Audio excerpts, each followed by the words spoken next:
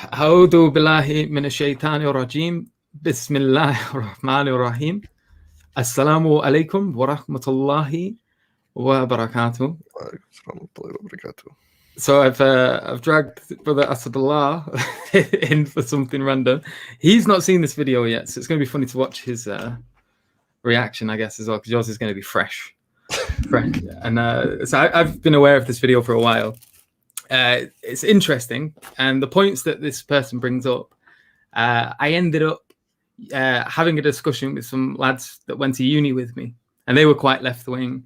They were atheistic, and their axioms were very similar to her. Like, the world is sort of at bottom materialistic, and they didn't believe in God. And so when you start with these axioms, which you're going to see now when we start watching this video, it leads to certain conclusions, which are disgusting. But, you know, I'll tell you what, we'll let the video speak for itself. And so have you've never considered even thinking about this subject, I guess, that's all? No, I like to think of the living as attractive. But even then, like, with regards to the dead, it's the last thing that ever pops into your head is this kind of thing, is it? Is you're usually thinking, you know, burial rites, respecting them, X, Y, Z. Yeah, I think of people as dead. Yeah. But subhanAllah, this, and it's you'll see here. Apparently, this is a thing that left-wing Twitter Really? complains about, because it's present, and they don't like that it's present, but it's there. And it ends with, just to kind of, I don't even know if I want to give you a spoiler alert. I'll tell you what, we'll leave it, we'll watch. And I've censored everything that's should be censored, so you're not going to see anything. Swear words have been beeped out. So it's, you know, I've made it as halal as this kind of subject is going to be. But yeah, so we'll just get into it, inshallah. So, bismillah. Censored. Whole video. Yeah, that's censored because this was like a naked dude. So that one. Yeah. Oh yeah, and she's a witch. What? What's going on? She calls herself a witch. Okay. All right.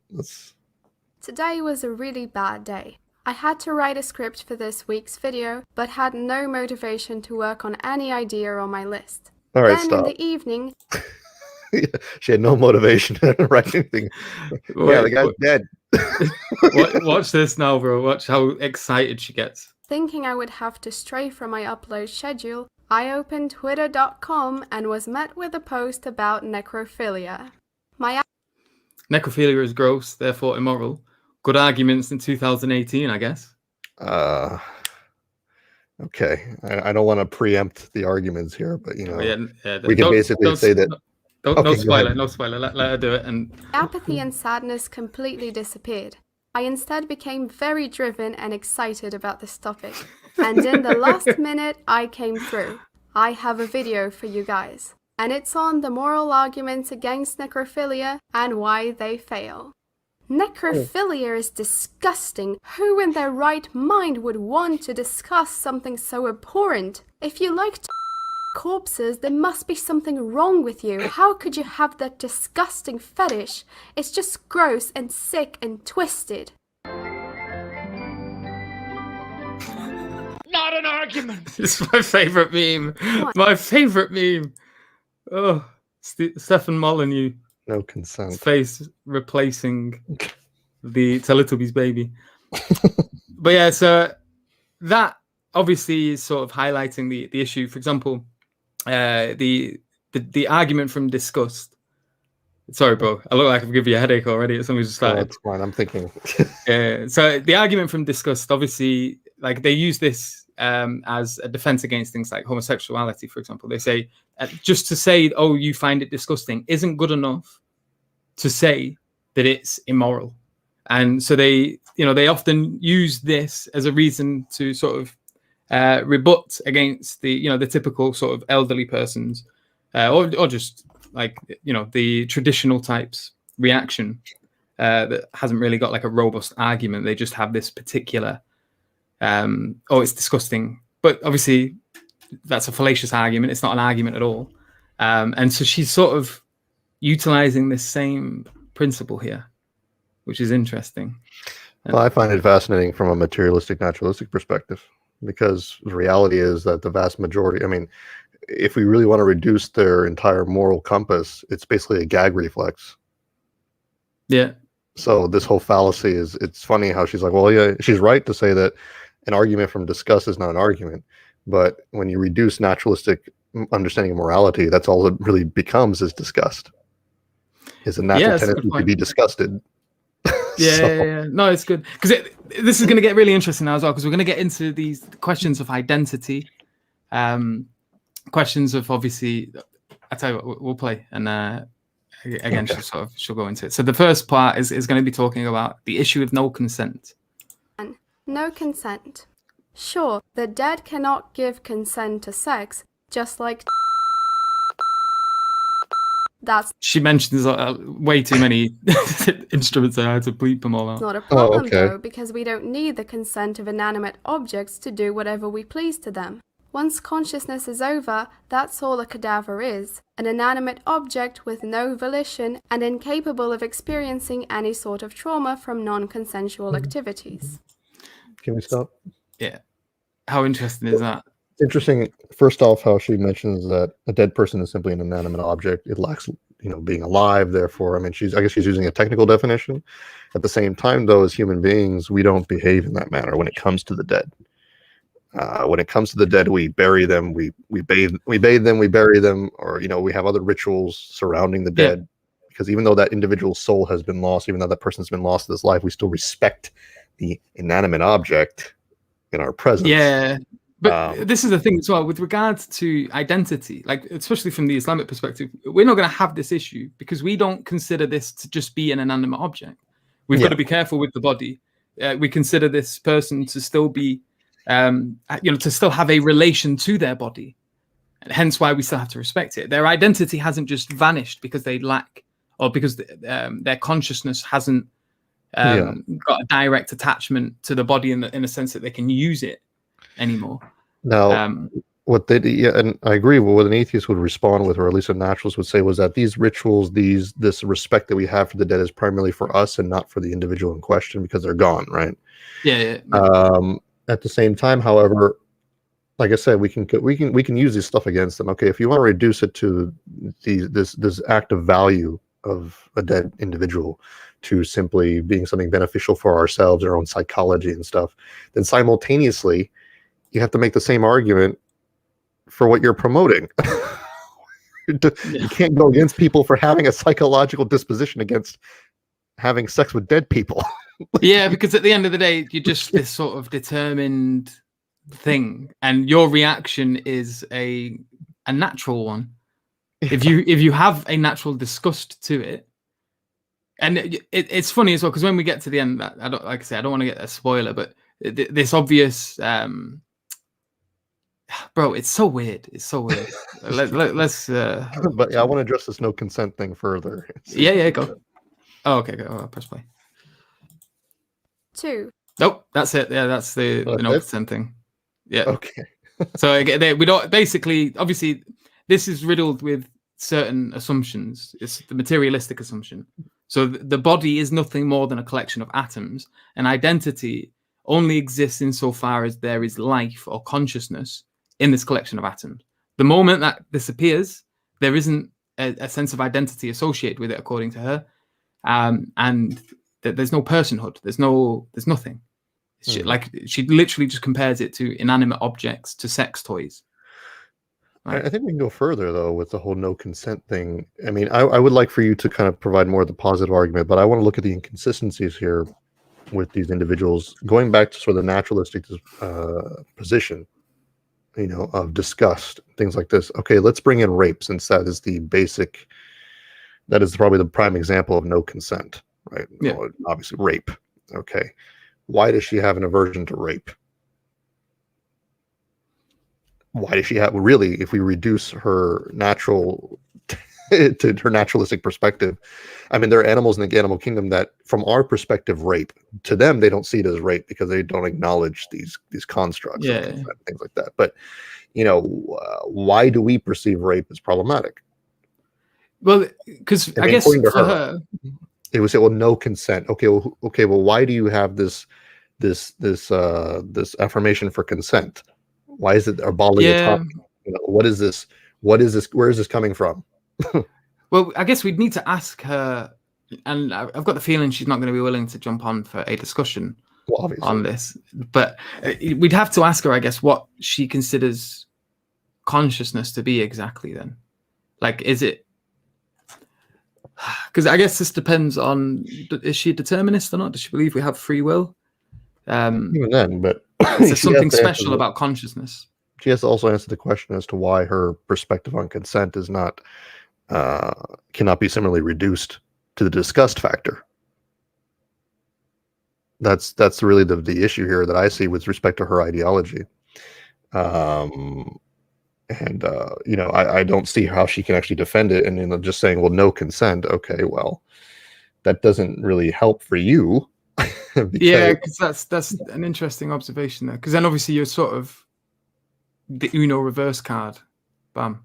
Have I got that? I need to get an Uno reverse card. And I mean, if you really want to talk about also hurting people, so let's adopt the whole concept of consent here. I mean, what about the family? Yeah, the inanimate object. There we go. Okay. So the family of the deceased is part 2. Who cares about their feelings? Okay, let's go. Pretty much. I'm going to try and get an Uno reverse card as well, so that I need to use that. Right, Bismillah. The family of the deceased.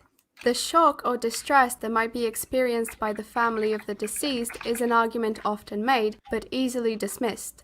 We do not typically consider the reaction of other people when deciding on the morality of an action. We only consider the harm inflicted on those involved in the action. It doesn't matter that homophobes or racists get upset by homosexual or interracial relationships. As long as all the parties involved in those relationships consent to them, in this case the only party being the necrophiliac, they will be considered morally acceptable. Okay, so as long as the parties in question have consented to sexual intercourse, the people outside of that party have no right. However, the corpse doesn't have consent to begin with, so that's a false analogy. It doesn't matter. The whole concept of consent doesn't work there. And then, but she's saying that because it can't give consent, this works in the same way as, like, if you go out there and purchase an inanimate object to do what you will with, you don't need to seek the consent of that. Okay. And so she ends up drawing the line in terms of sort of comparing it to stealing someone else's sex toy. So okay, hold on. Before we go on, though, I want to bring in the whole harm principle further, because especially from a naturalist perspective, okay, let's say that we should only be concerned with the harm that it's done to the individual. But let me bring up something. I brought this up in the past, dude. What about murder? Okay, and you're thinking, well, that's harm to the individual, right? Yeah, but when you're dead, you don't realize that. You're just an inanimate object, right? What's my point that I'm trying to make here is that let's say that I decide to murder somebody and I take their life, and there's no life after that. The only people to speak on their behalf are their family members. Now, you could say, well, I harmed that person, okay, from a naturalist perspective, but the reality is that they don't realize they were harmed. They don't, how do you know they didn't consent to being harmed? How do you know, who else is there to speak on their behalf? What if the person asked me to murder them? What if somebody asked me to take their life? Yeah, it ends up being the assisted suicide thing as well. Yeah, how do you know? Maybe I killed them because they asked me to.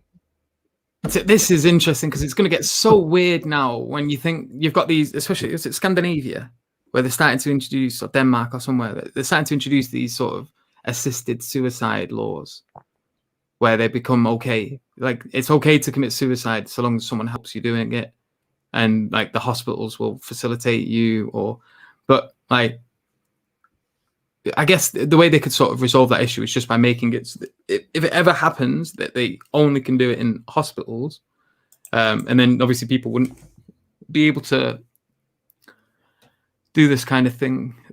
Yeah, and Bro, also, it gets so weird. Sorry, I also want to focus on another part of consent. I'm sorry, I have another thing in my mind. No. So there are arguments that you can't have sex with animals because there's lack of consent. Like there are actually arguments by liberals, these sort of liberals, that say that you can't have sex with animals because they can't consent to it. You're actually raping an animal, right? At the same time, there are arguments on the other side say that you can because they don't have a concept of consent, right? Yeah. I'd like to see what her position is on bestiality. I don't think you would. I don't know, man. I wouldn't be surprised it'd be weird in her perspective. So, I think there probably would be. I've got a feeling there would be. See, because the thing is, like, you notice a lot with these individuals, especially when it comes to consent arguments, they like to pick and choose what they find to be consensual. What do you like? Someone in my family had an annoying little Yorkshire Terrier, and this Yorkshire Terrier loved to hump your leg. Yeah, that's like a lot of dogs. So. Yeah, but does that consist of consent? I don't know, but the same thing. Look, I know this is going to be disgusting to a lot of people, so I'm going to mention. But yeah, there was no, an atheist it online who, at one point, I think he was from Singapore. What was Amos Yee? You remember this guy? No.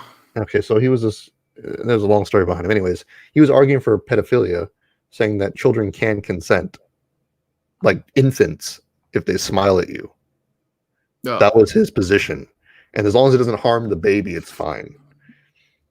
And he got a lot of flack for that online by other atheists, but yeah, I can imagine the position that he was promoting.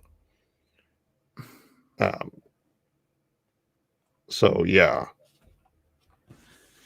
Hey, I know. Like you brought me in for a necrophilia discussion. You gotta everything else. No, but it's just I guess we'd need to. I'll try. What I'll do, I'll look through her channel. The only problem is like this is obviously a very, very controversial video, and she got a hell of a lot of stick for it. Yeah. And she ended up deleting the video and then taking some time off from YouTube, which I could expect. I would also, what I might try to do as well, I'll try and look to see what sort of responses were being given from, say, the atheist community. She didn't really have this big channel or anything. I think she only had like, several thousand. She wasn't in the tens of thousands. She was below 10,000 at least. But yeah, it'd be interesting to see what kind of response that she got. There's just and before we go on, I'm sorry. There's I'm bringing up so much stuff because like I'm trying not to just like attack this argument based on how I feel. I'm just going through all the possible intellectual. Yeah. Well, she opened it up with that. Argument from disgust isn't an argument. Disgusted by my views. It's like, well. Yeah. Well, this is the thing. It's like there can be like I'm all for basic beliefs. Like for me, for example, the argument from the external world, because I've said this before. Basically, there was a lot of like sort of enthusiasm in the early Enlightenment period about the role of reason in the rational man and in the enlightened man, and the way they sort of pushed it in the beginning, because it was as if basically reason is going to come and save the day. It's going to reveal all truth to us. And you're only really justified in holding certain beliefs if you can give like a rational syllogism. Now, the problem with this was made evident when arguments for the external world proved to be really difficult. And like the most popular one was some guy who was like, I refute him thus, and he kicked a stone. And he was like that, that was the one that sort of stood out as the best argument. And obviously there was a lot more in-depth ones, but it revealed an issue here. It's like, well, most people are not trained in analytic philosophy. Most people don't have deductive reasons for, standard things that everyone believes. And the question is it really rational to expect people, or reasonable to expect people to have syllogisms for all of their beliefs? For example, the belief of the external world, or for example, in this case, a disgust for a particular inclination. That obviously necrophilia. Yeah, makes I think I agree. I mean, I agree with that. I mean, from a pragmatist perspective, not everything requires an elaborate argument. Sometimes just to function, you need to adopt certain principles. Not function in the sense of like, oh, I need to feel a certain way, but no, in order to literally survive, in order to live, like you have to have like the whole belief in the external world. There's nothing else you can believe. Like you just have no choice. Yeah. Like, well, that's not true. That's not true. So there was a guy, he was a YouTuber, and he was a very peculiar person, but he reasoned himself into a psychosis, and he started to believe that he was the only thing that existed, that he was a god, and that everything else in quote unquote meat space was part of this like program trying to trick him into thinking everything was real. Okay. And so like he did a video where he went onto Twitter and he was sending like death threats to people on Twitter because he knew they weren't real. They were trying to trick him. And so he went through this process of like, see, it's not real, man. They're trying to trick me. Okay, and so then number one, he went through a psychosis. So he's not a normative human being. So that's, of course. But he reasoned himself into it, bro. I don't think he reasoned himself in it. I think he was just like that. He probably had some issues as well, to be honest. But the thing is, what's funny about, what's ironic about this, they're all fake. They're all like illusions of like, okay, then how are you interacting with them? Yeah, he considered them like programs. Okay, so who makes a program? What how are they programmed? I think him. I'll share the channel. Yeah, I'll share the channel with you. You thought he was the one programming it. I think so. I think I don't even know, bro. Why is he arguing with them then? I don't even know.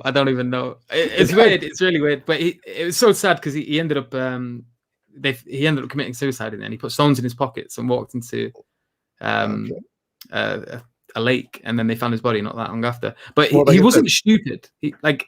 Obviously there were certain things he held that are quite clearly very, very bizarre. But like the guy was quite clearly not an idiot. Like he has a lot of these mad videos, and he did this thing he called peacocking, and like all of his videos he would just stand in front of his whiteboard with his top off, and it was the weirdest thing. And then he just wouldn't address his half nakedness. He'd just like act like it wasn't a deal at all. Well, but you did prove my point though when I said that you have to believe these things in order to survive and function, because he eventually killed himself. Yeah. So just to be frank, and it's unfortunate that he had these mental issues, but I think we're going off topic a bit, but I think that well, it's in line with this idea that like if you don't have a reasoned syllogism, you can't be against, or you can't. I might as well just give the spoiler. At the end, she says, "Don't kink shame." That's her closing statement to this. Don't kink shame. And obviously, you contrast that with the opening statements. That is, reason from disgust isn't, or argument from disgust isn't an argument. And so you can't kink shame these people unless you can come with some sort of defeater, basically. The argument from disgust is not an argument unless you have a reason to be disgusted. Yeah. But like, bro. Yeah, I'm disgusted when people murder people. That doesn't mean that my argument is from disgust. Exactly. Yeah. Should you, like, for example, what was it? Ted Bundy. He used to get a thrill. It was a kink for him. Don't kink shame if you've not got like a syllogism for it. Like, are you mad? I'm not going to stand here and try and spend 10 hours to give you a syllogism to be able to justify why I find Ted Bundy an abhorrent person. Sapana. Health risks. This is a disgusting health risk. Yeah, honestly, bro. Corpses do not intrinsically pose a health risk. The health risks that corpses might pose are those arising from improper disposal or highly infectious diseases contracted by the deceased. That means that if the body of a healthy person is adequately handled by a mortician, it is no more dangerous than a living partner who might have an STD. And we don't even consider exposing yourself to STDs immoral, even if it is unwise. Who's she talking for? Yeah. We don't consider. We do consider it immoral to expose people. I mean, do you not, even within the homosexual community, whatever you want to call them in the West, they consider it immoral to give people AIDS you know, Yeah. it's not like, I mean, like, even if you go down to the people who have the biggest or the most what do you call deplorable kinks, I think STDs is considered largely to be a problem.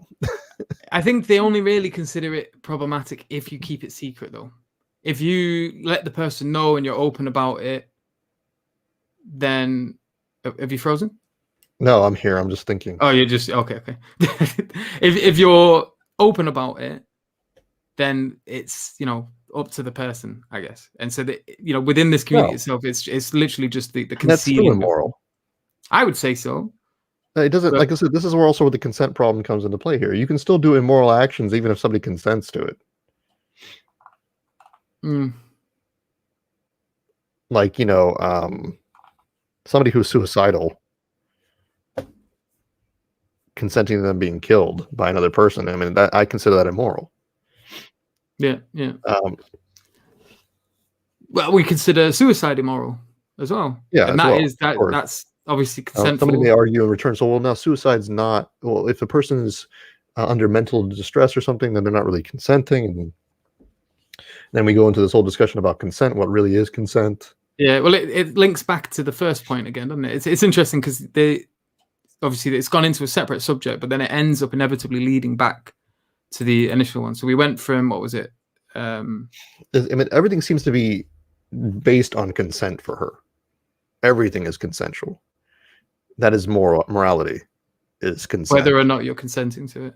Or if you have the capacity to consent. But yeah, at the same time, like I said, there's a contradiction here, because it's like, at the same time, I think that she would make an argument that if you don't have the capacity to consent, like say if you're drunk, then it's rape. Yet when it comes to inanimate objects who also don't have the capacity to consent, suddenly it's not a problem because it doesn't harm them. But again, it could also not harm a drunk person, because a drunk person won't remember what happened. So yeah. So, like, for example, within our own paradigm, you've got to be careful with the body. You can't put too much weight on top of their chest and things like that, because it's still considered. I need to start memorizing these hadith, bro, and checking their authenticity. But so in the back of my head, and I'm not going to put this out there as absolute facts. If someone can maybe find it for me, you lot in the chat are really good at this, usually. I'm sure that there was a hadith of something that sort of said that you feel pain extensively more once you're dead. So if someone puts a weight on your chest, that you feel that in your grave. Yeah. I mean, yes, of course, from our perspective, obviously the thing is, I never like to argue from our perspective. I like to undermine the argument as is and then move into our viewpoint. Yeah. I'm not saying what you said was wrong. Obviously it was true. But what my point is like,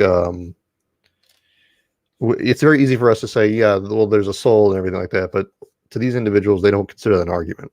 Right? So I want to showcase the stupidity of their own views prior to giving the alternative account of why we value these things. That's my view. That's my perspective. Yeah. Should we see what else she has to say? It's a really short video. It's only 5 minutes long in total. But... The only potential issue present in all corpses is the production of cadaverine and putrescine, substances that are toxic if ingested in large doses. However, they are much less toxic than spermine, a substance found in semen. So it seems that swallowing semen is much more of a health risk than having sex with a corpse. 4. God. How weird is that? I just don't want to. I don't want to think about this stuff. Okay, keep going. So, yeah. Well, now she's going to move to property rights. Property. Okay. So it basically just sort of falls in line of this. The body is something that people can inherit. Property rights. I couldn't find very clear information on who owns dead bodies. Either way, it would be reasonable to argue that the body should belong to the family, like the rest of the deceased estate, and only in cases where there is no next of kin should the state be given those property rights. Whether or not that actually is what happens doesn't really matter, because I'm examining the moral debate, not the legal one. Thus, if the family of the deceased does not allow necrophilia, which I would think silly... Okay, stop. Okay, first off... Can I replay that last bit? Okay, go ahead. The family of the deceased does not allow necrophilia, which I would think silly... Why would it be silly? Why Okay, would... that's because she already said that it doesn't matter what somebody outside of the consenting relationship cares about. So for her, it says, well, is it even a relationship? Does that word whatever even apply? the sexual relation that is occurring. So that's so she's building off of that particular point. My issue, what I caught was when she tried to demarcate between the legal and the moral sphere with respect to property rights. Yet the reason that we have laws regarding property rights is because we consider theft to be immoral. Yes, and she equates it to theft. It's like, so, you know, there's a reason. So does she think theft is, and theft is also... Theft is immoral. Yeah, theft is immoral. I'm not consenting to give you my property. So if it is the property of the family, then you're stealing. Yes. But then it's the theft that's the problem, not the necrophilia. And she says it's inconsistent. How so? Because if the family does own the body, then it is a violation of one's property. Yes. But then the issue isn't one of necrophilia. The issue is one of property rights. Yeah, that's what's the word? That's deflection. I wouldn't say it is. Because if you want to redefine necrophilia in terms of property rights, okay, fine. Then that still means necrophilia is wrong. Yeah, but then this is where the interesting issues come. What if it's someone who doesn't have any family? Okay. And necrophilia is no longer wrong anymore. What if... No, if there's no... Okay, so like if there's an abandoned house... And you just find a dead person in there and no one knows. No, if it's an abandoned house and you decide to live there, then that's called squatting. Yeah. So it may not be owned by anyone, but it's largely regarded as not yours. So so there still can be an argument made there that it's not moral per se. So what about then? Because another question here is, to what degree, like if you're a utilitarian, for example, and you're trying to make arguments in favor of pleasure and pain and this and that, like let's say the family really didn't like them, and someone offers them millions of pounds and they're like, yeah, does it become moral then if the family are the owners? Well, if in terms of property rights, if someone comes up to me and says, listen, I really like your calculator, sell us your calculator, is £1 million. Is it immoral for me to go, here you go, La, there's my calculator, give me your £1 million? No, obviously not. This is a transactional with consent.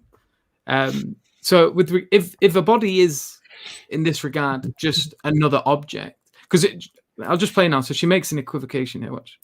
That's their prerogative. But then the moral problem becomes one of property rights, as opposed to one of necrophilia per se. Having sex with a dead body whose family does not consent would be as immoral as stealing someone else's sex toy, but it would also be only as immoral as stealing someone else's sex toy. Only as immoral as stealing? No, it wouldn't, because if you want to use her analogy, that makes no sense. To compare a dead body to a sex toy, it's interesting.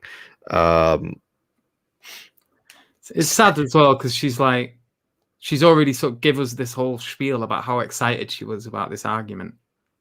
I don't know why. I think the instant regret as well kicked in after upload complete. I'm trying to think about another analogy that I could bring into this discussion. Once again, then it brings into as I mentioned earlier, it brings into this concept of what is consent then. Because if something that cannot give consent it's permissible to have sex with that object by virtue of the fact that you're not harming it, then at the same time we can make the same argument for animate objects who may not be harmed, but not necessarily have the capacity for consent as well. So I'm sorry to bring this up again. This is the same argument that Amos E made with respect to babies. Yeah. There are children who don't they don't even have memories. They at a certain age, right? Astaghfirullah, right? I'm sorry to bring this up, but I'm trying to prove a point here. Yeah, no. That, there's that you can even argue that these individuals aren't being harmed by virtue of engaging in sexual behavior with them, whatever it may be. As long as you did your best not to harm them and you didn't harm them, therefore, by virtue of her very own argument and their lack of capacity to have consent, it's perfectly permissible. The thing is, the problem here with consent is that it doesn't take into account rights, because rights don't necessarily need your consent. I don't need to give you consent to, regarding many of my own rights, like my right to live. I don't need. Yeah, for example, when the police are arresting someone, they don't need their consent in order to commit that arrest. That's all. Oh, it's such a weird subject, man. 5. Psychology of the necrophiliac. Even though necrophilia has not been very much studied due to its rarity and the taboo that prevents necrophiliacs from coming forward, it is currently featured in the DSM-5 as a paraphilia, a condition characterized by abnormal sexual desires, typically involving extreme or dangerous activities. This article calls attention to that lack of data, but cites a 1989 study to support that necrophilia is clearly dangerous, since unlike other non-paraphilic fetishes, it has led to murders. Further academic investigation is indeed required, but out of the 87 necrophiliacs categorized by the study, only 14 were in the homicidal category, which indicates the danger is not inherent to necrophilia, so these murders can be condemned separately from the sexual practices red herring. themselves. I don't see the point of this. Yeah, she's just pointing out that if you try to make the claim that the reason it should be immoral is because it could increase the chance of someone committing homicide or murder, and that should be the reason this thing should be considered immoral. If the data suggests that isn't the case, then does it cease to be immoral? Because this is the thing, and so we were linking it again before to the whole pleasure and pain thing. If you're, say, a complete utilitarian and you're saying, pleasure is what is good, and for the greatest amount of pleasure for the greatest amount of people, you can foresee circumstances where there is no pain involved for anybody. Say the people that are related to this person don't care about them, or there just isn't anyone, and insofar as you can keep it secret, and there is people experiencing pleasure from this particular paradigm, you end up with the problem of not only saying that necrophilia isn't immoral, but that it can, in some circumstances at least, be moral, which is really weird. It is weird. At the same time, too, I just came up with a perfect analogy. Go. To respond to. Okay, you're an anesthesiologist, and you're going in for surgery. Somebody knocks you out. Now, what does it mean to live, according to this person? Is it just to have a heartbeat, or does it also have consciousness? Right? If you get under anesthesia, you're out. You don't know what's going on. You're basically dead mentally. You know what I mean? Right. So does she... Imagine if a doctor has sex with you during that time. You don't remember. You weren't harmed. You don't even know what happened. You don't have the capacity for consent, in the same way that the cadaver doesn't have capacity for consent. And at the same time, you were not harmed, and nobody knows. So was it immoral? Or are we just bashing this doctor's kink for having sex with knocked out people? So that's, because for me, it's like, I would say from a naturalist perspective, it seems to me that somebody under the influence of anesthesia, or lack thereof, under the impact of anesthesia, is the same as a dead cadaver with respect to consent and harm. It's the exact same situation. Yeah, I just want to kind of put a little clarification here as well.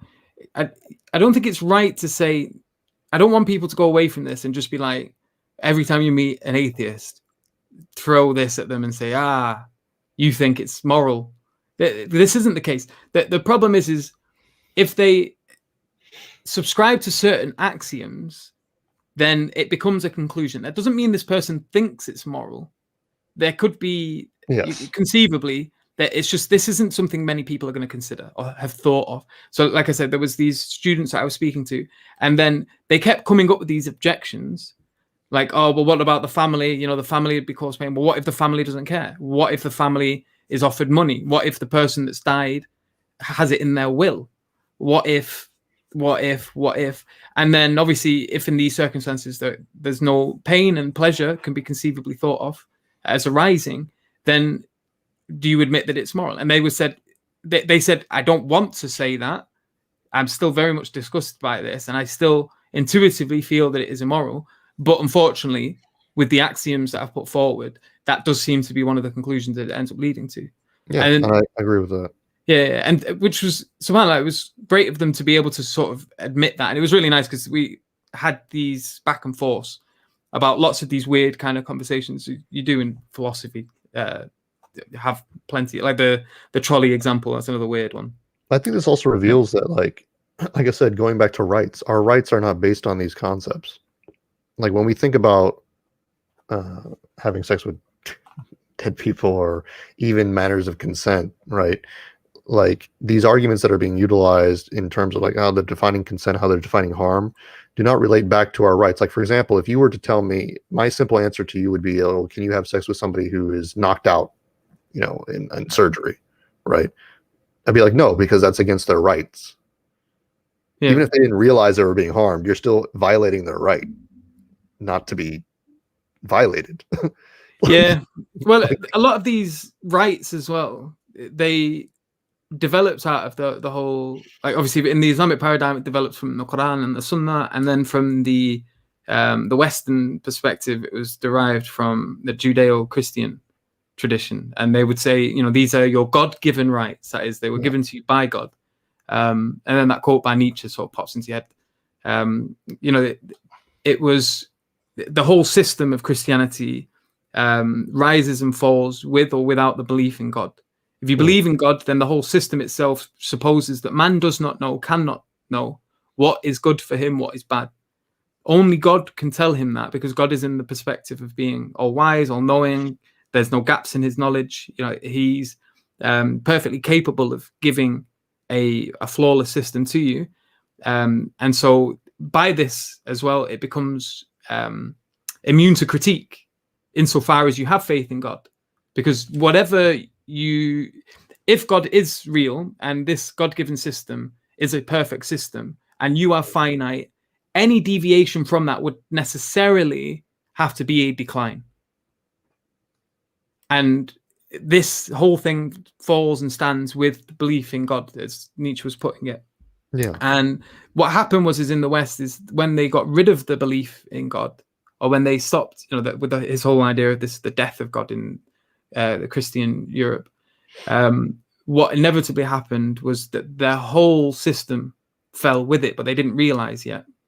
And the fact that they didn't see it as a problem yet was testament to how deeply rooted the Judeo-Christian tradition was in Europe. So much so that they considered it intuitive, but it wasn't. It was just that the system had been around for so long that it's, you know, it became part of the foundation the soil which people grew out of. And they weren't able to see that the only reason that it was quote unquote intuitive for them was because it had been around for like 2 millennia. It's always an interesting thing to say too. I like it when atheists mention this too, with respect to why it's intuitive, is because it's been around for a long time. In some cases, why is it not intuitive why is it had not been a long around time because it was intuitive? You know, why don't we reverse that? Why is it so? Like, for example, our belief in God, you hear this too a lot. People say, oh no, the reason people consider that is because it's been around for a long time, or maybe it's been around for a long time because it's intuitive. So while I recognize that sometimes that could be the case, it's not always the case. Yeah, well, it's funny as well, because even Nietzsche himself, he used to criticize socialists and communists because they would mix or get confused between causes and effects. Mm-hmm. So he would critique the communists and say, well, they would say that the capitalist system arose first and then gave rise to greed, and people became greedy because of the capitalist system, and that capitalism basically motivates and feeds greed. And obviously I'd find that to be incorrect. I think the only reason capitalism was able to sort of get the hold that it did was because man was already greedy. Yeah. Greeds existed long before capitalism. Yeah. And so we could also say this now in a similar way with this whole morality issue, that maybe there are these, because the problem is that we are sort of embedded in existence. We're finite. We have all these gray areas. And if it is the case that a lot of these moral intuitions that are shared across not just certain parts of the world, but cross culturally, I don't think there's many places you're going to go to where there isn't a taboo about necrophilia. Like, it's not, I don't know. Is there anyone in the chat? Do you know of anywhere that doesn't have a taboo on this particular subject? Like, how is it really that unreasonable to suggest that there may be something more to it? Obviously, there's always these counter arguments that are going to arise from it. Yeah, I mean, I think the whole harm and consent principles are quite shallow. If it, not simply for their lack of intellectual strength, but I think because they don't really address the reason as to why people follow certain moral principles, or even all moral principles. Like I said, and maybe I need to articulate something more complex in the near future, but when it comes to rights, I don't think people think along those lines, even if they want to think they do. I think that rights have less to do with harm and benefit than they do with sort of a natural tendency to believe oneself to have innate qualities that everyone just has to subscribe to, regardless if you feel they're harmful or not.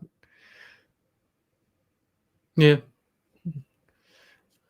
Like right to life. Yeah, it harms somebody when you kill them. Yeah, I guess. Although it is kind of strange, like I said, thinking from an atheistic perspective, that one could experience harm if they don't realize they've experienced harm. So like I said, if you murder somebody and that's it, that's the end of their life, they don't really feel that. I'd never think that these two subjects would be connected, but I'm going to bring up veganism because it seems incredibly relevant here. So this also sort of links to antinatalism in the sense that, like for example, like the vegans' argument here is that you shouldn't kill animals because they equate it to it being a Holocaust. And if you Google Holocaust, the characteristics of, or the qualities of what makes something a Holocaust do seem to be present in, say, the meat industry. So technically it is, although I feel like there probably should be extra points in that definition, because when you sort of compare, say, the meat industry to what happened with the Jews in Nazi Germany, that seems to me to be a terrible equation. It's horrible. Unless, of course, you equate animals with humans. Yeah, so this is another thing. So they often, there's two ways you can look at it. Either you're raising the status of animal up to the status of human, or you're lowering the status of human down to the status of animal, or you're raising and lowering and trying to meet in the middle. Meet in the middle.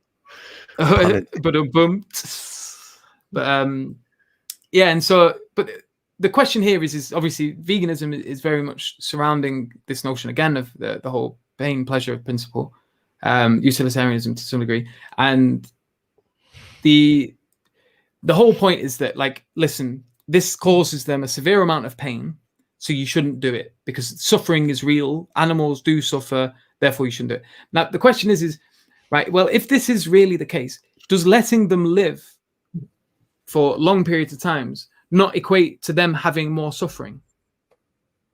If, say for example, if you slaughter an animal in a halal way, they fall unconscious within seconds. They're not cognizant of what's happening to them. There's once you sever the arteries, there's no oxygenated blood going to the brain. They pass out and then they bleed out. But that process, if you do it properly, This is the key thing here. If you do it properly, it is quick and it is relatively painless, especially if you do it with a sharp knife.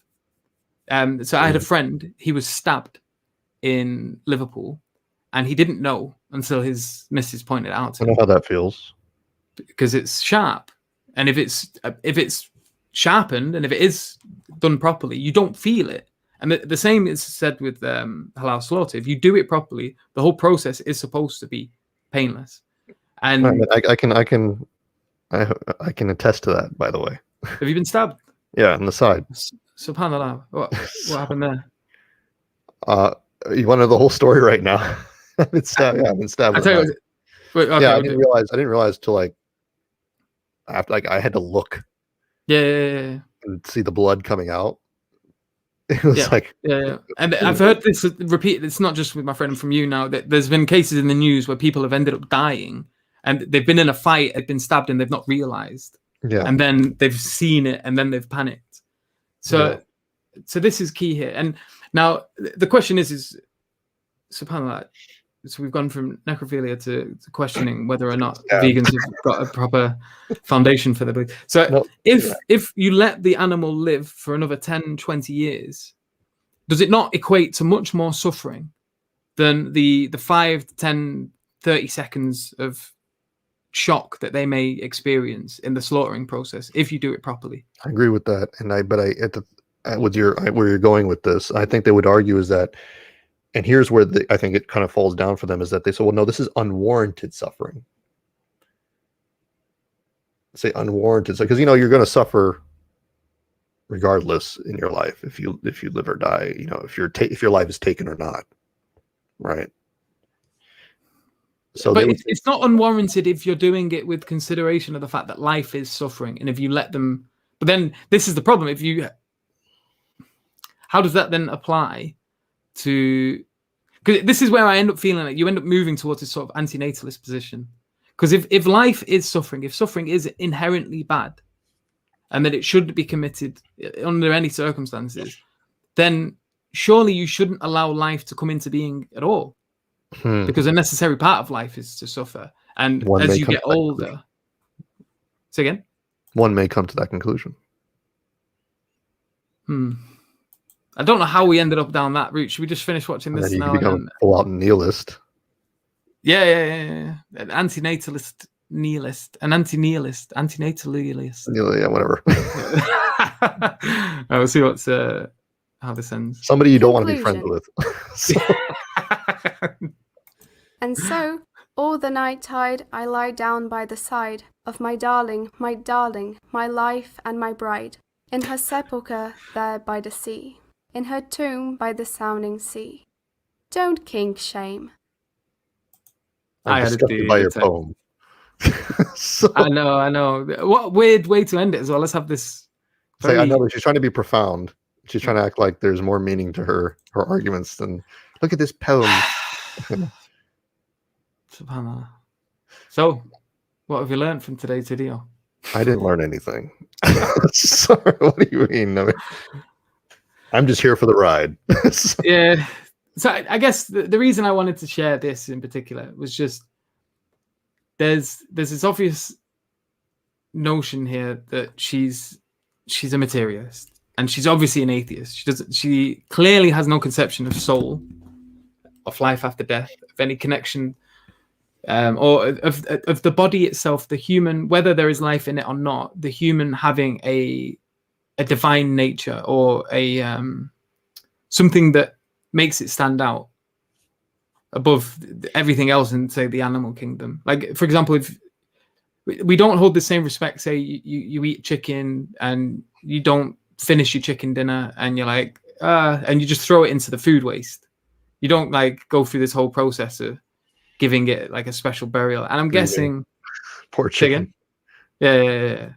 Everyone dresses in black. There are processes. I mean, there are certain Native American tribes and stuff that do have these sort of rituals, for thanking, for the food that they've been received, because they have these spiritual beliefs about animals and stuff. That said, however, I don't even think they would equate animal life with human life.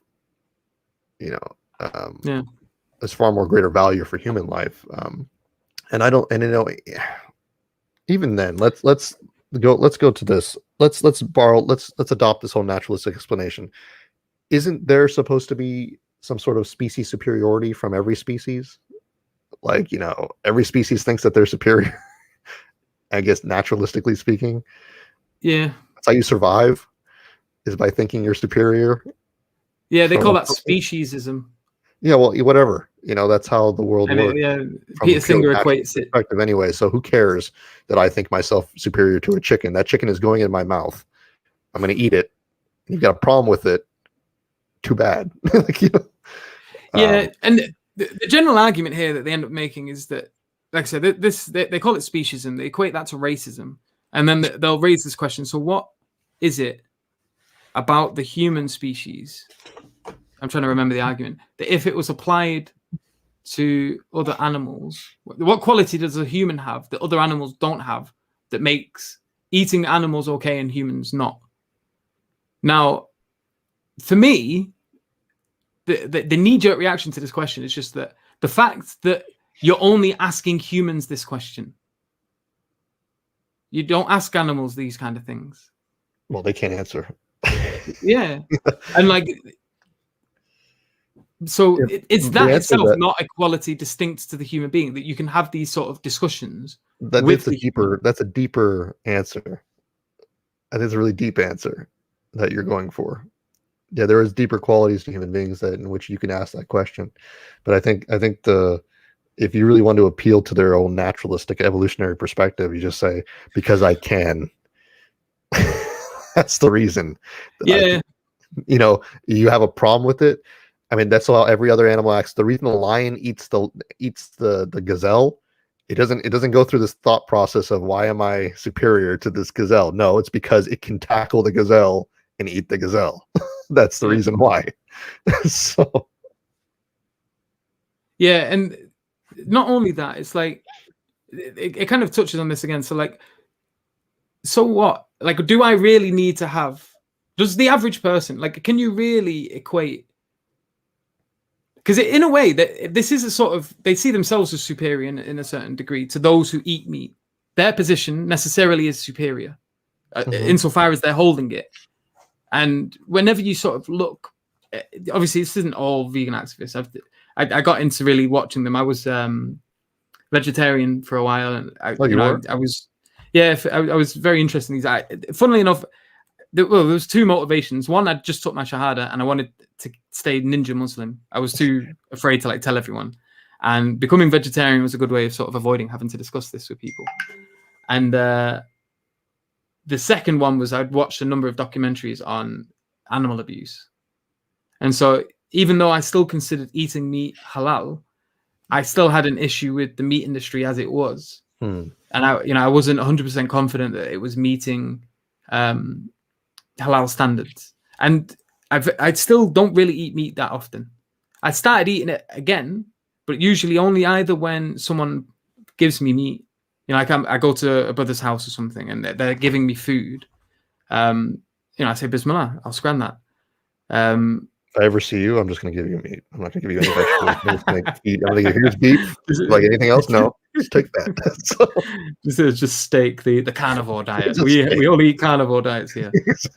And then the only other time is like once every now and then I'll maybe treat myself to a like a burger or something. But it's very rare. Like most of the time I eat corn. Corn. Do you have corn? Oh, the corn. Yeah, we have that here too. I eat those little chicken nuggets. Bro, they're sweet, man. I don't even know what there's a difference. The mince, the chicken pieces, the steak slices, the vegetarian sausages, all of that, man. It's like, it scared me a little because it was like, what on earth was in the real sausages? Yeah. Why do these taste not much different? And there's no meat in there. And then you look, it's like there's hardly any meat in sausages anyway. They fill it up with a lot of filler crap. That's true. I'm trying to map how that flow of conversation from the beginning, because we've been speaking for an hour now. I'm so tired right now. Yeah, subhanAllah. Sorry, bro. I threw you in. It's not your fault. I'm happy to be here. I'm just yeah. But yeah, so I think we've raised a number of interesting things here. It's probably something we've been going for an hour, so we'll leave it about here. I think we could maybe open this up into some more discussions in the future. I think it might be nice to maybe do something on vegetarianism or veganism. Yeah, I mean, I think the whole foundation of this argument that was being made by this individual was that is primarily founded on consent, and I think that that's a topic that we should delve into a lot more, especially how it relates in the Muslim understanding, because I think that's something that a lot of Islamophobes and ex-Muslims like to use against us with respect to our understanding of rights, and especially with regard to sexual intercourse, right? So I think this is something that needs to be really delved into a little bit more, and I think this video and arguments like these kind of reveal a great inconsistency with respect to consent, because the type of arguments they use with respect to consent and harm can actually envelop into things that are actually problematic.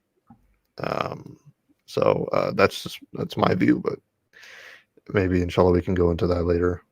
Yeah, inshallah. So there's a number of things we need to discuss here then. So we've got consent being one, veganism. Veganism, okay. Veganism. Why eating meat is good. That should be the title of the video. Why eating meat is good. So. Yeah, well, there's quite a few of these. Like veganism's really kicking off now, and in and of itself, I don't think it's that bad a movement. I think it's probably good if we did sort of move towards more vegetable-based diets. But I find it absurd to consider people that do eat meat to be immoral. That's ridiculous. Yeah, because I don't see how. Like, say, for example, the person that lives, like my family in Poland, they're all farmers, and they raise their own animals. They slaughter their own foods, eat their own meat. Like, is this person really a quote unquote a barbarian? No, because they've not had access to the sort of argumentation that you have. Is the person that like lives in the Amazon jungle and goes hunting? Are they really? Do you really want to go down this route of referring to these people as quote unquote barbarians? Oh, like it seems like a slippery slope. I don't know, but yeah, we'll leave it there for the time being. I think it will be an interesting conversation to have, and I've got a feeling that some vegans are going to come across this at some point. Yeah, I mean, I've never. I mean, I don't agree with veganism. I don't even think about veganism that much. So I'd like to get into that discussion. Because I had to research more about their arguments, to be honest, because I just don't engage with that sphere. But it is, bro. They do have some pretty good arguments. The reason it's not like they don't have reasoning. It's just that when you push it, it ends up moving towards this emotional base. It's like they'll use these words like the Holocaust, and they say it is technically the definition. If you look at if you look at the definition, it's word for word. It accounts. Like I'll pull it up now. One sec. It's just horrible. I mean, I think it's just horrible to even. I mean, like I said, I understand the reasoning. Like, oh yeah, well, we equate animals with humans. Like, no, you really don't. No, you don't. Yeah. Well, Peter Singer even said in his book on animal rights, he said that certain grown animals, like a pig or a dog, when they've matured, have more moral status than a human baby. And like, and this is the thing. So he's sort of renowned for trying to be consistent. So I think he's aware that it's sort of, a disgusting thing to say. But like, if you stick to his sort of logical path, you end up going down this sort of route. And I personally, I have no problem with being called a speciesist. No, me neither. I mean, I believe animals are meant to be exploited. So you want to say that straight out? Yeah. You want to get on me for that? Go right after me. But I believe that that's why they were created, is for our benefit. So if you don't like that, too bad. But this is the thing as well. It's not like we say that in a vacuum. We still consider there has to be a very particular code of conduct and practice when dealing with animals. They have rights to a degree as well, right? Yeah. Abuse them, but if I ride a horse, I like riding horses. Horses were meant to be ridden, to be used for that sake. They don't mind. They don't. So, same thing. Cows meant to be milked. Chicken, their eggs, we eat them. I got a problem with it. Too bad. Ask the chicken. It'll be interesting to go through some of these videos because what we'll try doing, inshallah, I'll try and find like a little playlist or something. I'll get a playlist together, and maybe we could do some react videos to some of these vegan arguments. Like I said, they're not bad in and of themselves. I just always find that they end up moving towards these concepts of speciesism, of comparison to the Holocaust, of suffering in and of itself being a bad thing. And then they have some good points, like for example with the milking industry, and a lot of it is tied to capitalism. A lot of it is tied to the fact, like, it seems like a huge non sequitur. They jump from a lot of the problems with the modern market, the modern meat industry and the modern dairy industry and all of this, and then they'll jump from that to this notion that you need, like, that eating meat is immoral, or any animal products is immoral. Rather than just saying, well, maybe there's just a problem with the way that they facilitate things now. Like, for example, they'll impregnate cows and then take the calves away, just so that the cow will produce milk, and then they'll pump them with steroids and this, that, and the other, so that they. I think doing, like, torturing animals is disgusting. Yeah, same. Now there is a way, like for example, the way the Prophet Muhammad sallallahu alaihi wasallam, if he ever drank milk, there was none of this like artificially impregnating cows and taking the calves away from the parents. It was like the cow was producing milk, and you would take a glass of that, and the baby calves would still be drinking the same milk. You would just like, yeah, give us a shot of that. You'd sneak in and take a little bit for yourself and your family. Doesn't strike me as immoral, even from what. The problem is the issue of the removing of the calf, all these extra, the capitalistic way of sort of approaching. It's horrible. I mean, the thing is like, but the only thing is, you got a question too, and I'm sorry, I know we're going to, we got to probably stop soon. Like, domesticated animals, right? They can't go back into the wild; they'll die. Yeah. Well, this moves towards the antinatalist thing. Like, what the vegan method is going to end up having to do is, well, you've got all of these livestock. So what do? Do we just release them into the wild? They don't want to be. Do we create sanctuaries and just look after these things? It incurs a huge cost. They just become like, what did they become? Pets? Cows are pretty big pets. Well, is everyone going to start having them in their back garden? What do you do with all of these animals? And what do you do then? Do you move towards? And what they say is the only reason we have so many of these animals is because the industry is mass producing them and artificially impregnating them. But the thing is a lot of these things don't have natural predators. Not in the UK, not in Europe. Very rare. Imagine domesticated animals over centuries and centuries and thousands of years could suddenly not be like what do we, like you said, like, what are we going to do with these animals, and what could be the cost of the environment by not doing something, by letting them go and stuff like this. And how do you know that they're not happy being in the situation? Like, have you seen, like, let's talk about dogs. Have you seen a wild dog? Wild dogs exist, yes, but they don't exist very well alongside wolves. They will die. And not only that, bro. Have you ever been? Yeah, you've been Malaysia. You saw the wild dogs there, didn't you? Yeah, you must have. They're everywhere, bro. Does it not strike you as extremely sad when you see them? They're a horrible state. Yeah, it doesn't look like, because this is another thing, because people often, they idealize nature. They make it sound like, the typical little cartoons you see of the Garden of Eden, paradise. Yeah. Oh, like you've got butterflies and sparkles in the water.